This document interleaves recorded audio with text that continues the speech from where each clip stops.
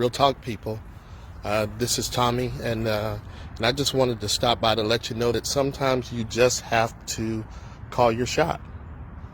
What I mean by that, for some of you that are baseball buffs and you remember in the 1930s, there was a man by the name of Babe Ruth. They called him the Big Bambino, and some say it's myth and some say it's legend, that he stood at home plate and he pointed at center field and knocked it out of the park. In other words, Babe called his shot. And you can only make a declaration like that when you know that you know that you know that greater is he that is in you than he that is in the world. And so I'm telling you, my brother and my sister, it's time to make your shot. It's time to call your shot. Listen, for those of you that are basketball fans, Larry Bird, the legend, not my favorite player at all because I didn't like the Celtics too much, but during one of the NBA All-Star competitions, Larry Bird walks into the three-point competition and warm-up, and he tells all the NBA stars there, which one of you gentlemen are going to take second place.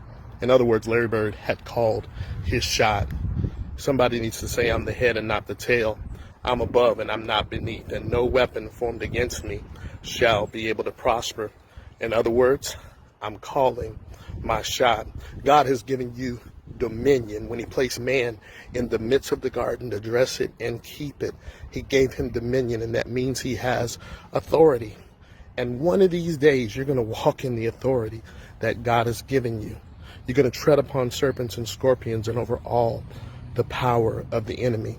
The signs that Mark declares that shall follow them that believe are going to follow you. One of these days, you're going to call your shot. The Bible declares that all of creation is waiting for the manifestation of the sons of God. In other words, creation is waiting for you to understand who you are in God. My brother and my sister, wherever you might be, whatever you might be going through, I'm calling on you. I'm encouraging you. I'm admonishing you to call your shot. When you realize the greatness that rests and rules and abides in you, you can be like the prophet Elisha and declare to the king that it's not going to rain, it's not going to dew until I say so. It's one thing to command that it won't rain, but even to have the audacity to say that there won't be no dew either, that's a bad man that knows he serves a bad God.